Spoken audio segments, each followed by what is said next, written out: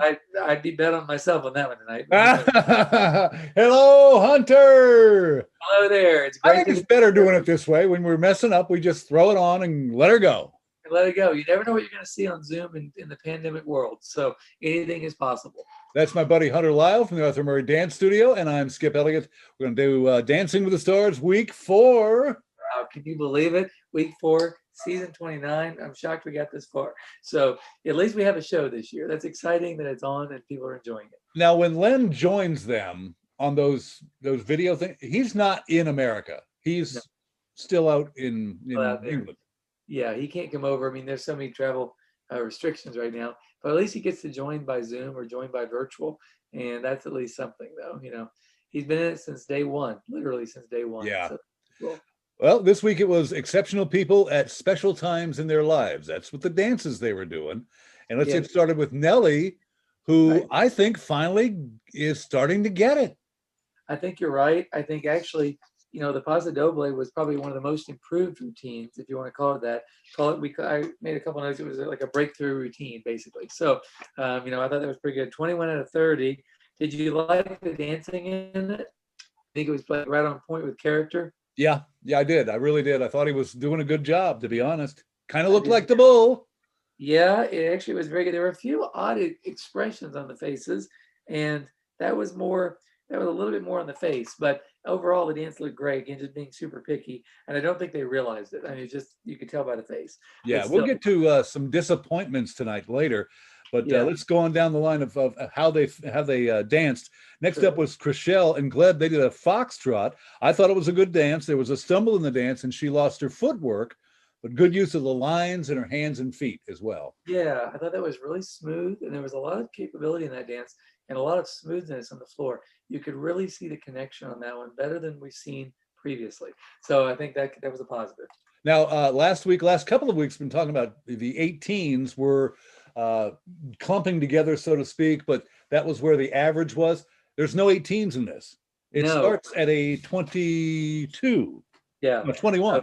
21. Yeah, can you believe? Yeah, Nelly and Danielle got the 21, but no 18s. You're right. We moved up a little bit. So as we get to week 4 and 5, the scores get a little higher, the pressure gets a little more, and we start to see the leaders emerge from the pack every season, which is At our first very 10, we'll exciting. talk about that in a few too. We had our first, I think the first 10 came a little early this year. Yeah, earlier than previous years we've done, but that's okay. It's a different year and different experiences. We can talk about all that too. Yeah, Monica and Val did a good samba, their best dance so far. I thought they got a 24. They opened up to each other. I think the story they told for her really helped her humanize herself and her relationship with Val. Yeah, because there was, you're doing the dance and you're connected, but you don't have the human element. And when they told the story, you could see they kind of relaxed a little more, honestly. And once they relaxed into it, the dancing occurs. If you can relax into what you're doing with live TV and cameras everywhere, then you're going to be okay because you're already going to be a little tense, but you can relax into that. And just the human story always helps. And Anne and Keo did another Paso Doble. She's dancing better, but not good enough. Not good enough. She's gone the way of Carol. Yeah, we talked about this last week. Remember, she did not seem to connect and she didn't seem to be all there. Like it was not going in a good direction. No. It was almost perfunctory. And we thought, okay, could it be her? And so it's not a total surprise that she was out. I mean, I hate that for Keo and for her because it's hard to be eliminated anytime. But the 4th week, they were out. You can see a lot of these are the dancers' best dances so far. Yeah. Working this deep into the year. And I think that you're going to see a lot more improvements as they keep going. Neve and Jenna did a pretty good rumba, got a 24 on it, expansive movements. They had a good frame and good choreography. Yes. A divine rumba. What is a divine rumba? Meaning it was almost perfect for where they are. When you see a dance that's really great and it all comes together like it's supposed to, it feels that way to each other. It feels that way to the partners, to the audience, to their judges, or no audience this year, but it feels perfect. That's a divinely done dance. Now, Bruno also said it was a quick rumba. Yeah, the speed was a little fast, but they did it okay. It's always easier to dance to a faster song than a slower song. So that actually might have helped this routine a little more because it's harder to hold the rhythm for a dance like this. It always is. If it's faster, you can hide your mistakes better. So if it's faster dance, though it might be harder, it's easier to not have mistakes and it's easier to look good on camera. Justina and Sasha did a nice salsa. They got a 24. It was very expressive. I thought for the first time they showed the expressions that we're looking for on them. She was smiling. They were both having fun throughout the dance. Very comfortable dance, and her best dance so far as well. Yeah, I think it was. 24 was a great score. If you remember that song that they used, which was very good, was used back at Jordan Fisher's trio dance way back with Lindsay Arnold back in season, actually it was 25. So we're talking a few seasons ago. They Yeah. used the same dance. And it was one of those dances that really pulls the music out, pulls the dance out. And they proved that with the 24. And it turned out really good. So the music can make a difference. The dancing was great, of course, but that helped. We've talked a lot about improvements that Caitlin has done over the past few weeks, especially with her injuries, and she is coming on strong, finished second with a 25. Artem and her did a Viennese waltz. It was the dance of the night. Choreography and story in the dance was ultimately great, and it was Right on. elegant and effortless. It was. They're putting more Viennese waltzes in, if you notice, and it's fun to watch it because it's a harder dance. And that was great. 25, it was really, really good. My notes were like just almost perfect, literally. It was just very nice. She recalled, involved in dedicating the dance to Jason, all the things that went along with it. Again, bringing out emotion, bringing out things. The runner-up, the best, probably one of the worst interviews I've seen. Not to be blunt, but it just wasn't a great interview there. They did not do a good job with that. So they didn't give them the credit they needed on the interview, but they got the results. So that was I worth think it. that what I can't remember his name. The former host, Tom Bergeron, Tom yes. Bergeron, Yes. did a great thing of pulling those interviews out. He's a good interviewer. I'm not sure if the new host, Yeah, sorry, I'm Tyra. drawing a blank, Tyra, actually Tyra. has that skill, but she's getting better. Yeah, and I think if they can ever get the sound, some of it wasn't her fault too, because the sound levels weren't right. And you could say, and it's hard to be a host. I admire anybody that does it. We've done it. We've been hosts of different events, different charities, different things, and even for personal interviewing. And that's hard to do. It's not as easy as everybody just thinks, hand you a microphone. It's not easy. So to make someone feel comfortable to answer a question, to come up with the right questions, and to do it in a timely fashion is a lot harder than it looks. So you got to give her credit for trying. I think that the level of the sound kept interfering both last week and this week a little bit, mainly this week, because every time the talking was there, the music was in the noise was overriding her voice. Yeah. A A little bit. pro So tip from me for yeah, interviewing people, usually if you're going to interview them, take the mic that you're using and tap them on the top of the chest a couple of times. That'll wake them up. It'll start the interview just perfectly. it, now luckily that's you've never done that to me, and I've never had that done. And So our mics are attached, though. Yours is on a they are stand. attached usually somewhere. That's true. So with the lavaliers, they're not out there. You're right. Not thought about tapping someone. So it could be kind of an interesting. I'll try that next time, and I'll say Skip told me to do this. He said, I've done that for years. you said to whap, knock them somewhere with it. So No, just tap them. Just a little tap. I'm gonna try this, and I'll have to film this, and we'll share it. So I call it a mic tap. a mic tap, I like that. I don't think I've Back ever into heard. the Dancing with the Stars week 3. Johnny Weir and Brett did a good jive. They fell back a little bit. They made third with a 24. I thought it was Yeah, a great dance, a great open, and they were together the whole time. It looked awesome. might have deserved a little higher score than that. Slightly higher score would have been warranted, but they did a great jive. So it was a great chance to watch it again. Week 4, right? It's like that was a well done performance. Yeah. I thought that'd be a higher score than it was, but everybody sees things a little differently. So there you go. Jeannie Mai and Brandon did a tango, got a 21 on it. Misstep in the end that threw her way off. I saw that and I was like, oops, that's a problem. Her attitude is wonderful, though. Yeah, the attitude was great. The technique, not so much. But again, missteps happen. It happens to the best of them, especially in that dance. And we saw that with the character. They lost some composure, but they were very gracious about it. And like you said, it was a great personality. Sometimes when you make a misstep like that and you're on the floor, it happens to everybody at some point. And how you handle it goes a long way with the judges. And you got to remember, you're live on TV, too. You are. And you just got to breathe. You got to breathe, keep going, know that it's going to be okay, and handle it well. Then the judges see that, they go, that's part of it. So yeah. He's Hunter Lisle from the Arthur Murray Dance Studio. I'm Skip Elliott. We're talking Dancing with the Stars week 3, season number 29. And we're back into the home stretch with Vernon and Peta did a rumba that was pretty good. Nice dance for him. Good interaction. Derek said, watch the arms. Yeah, the arms are a little crazy, but Peta's a good teacher. So, that went well. A little, glitches along the way, but they looked very good together, and the arms got a little out of control, but it was a fun dance to watch, and they pulled out the personality through the whole thing.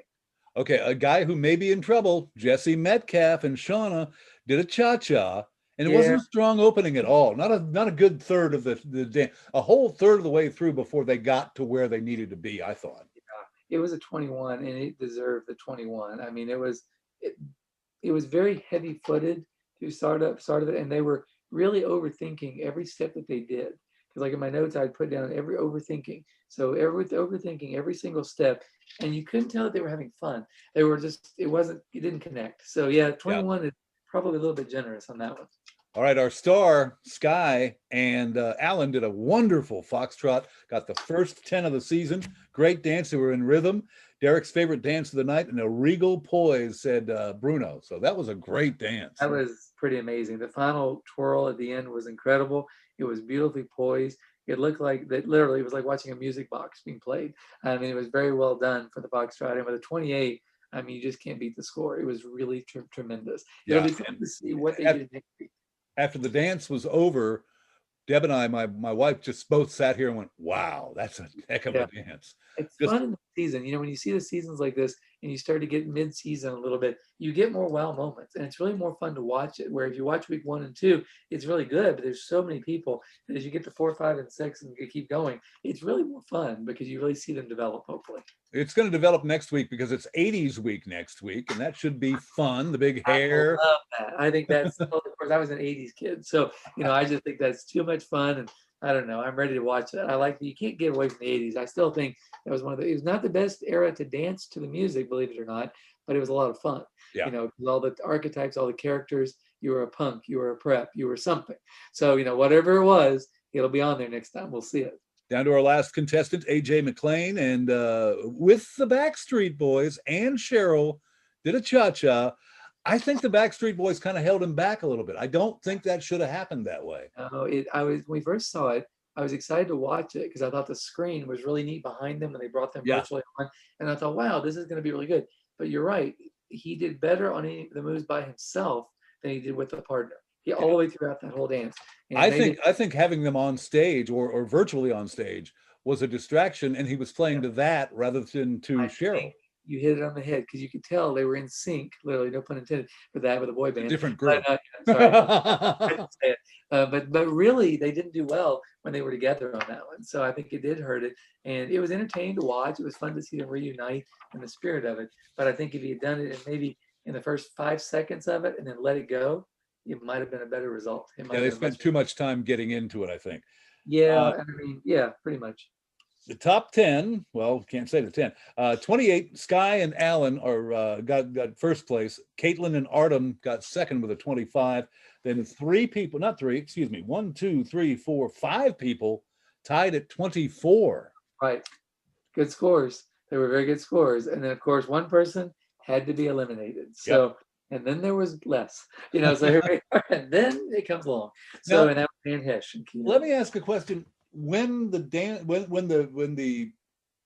teachers aren't teaching anymore, do they go and help somebody else?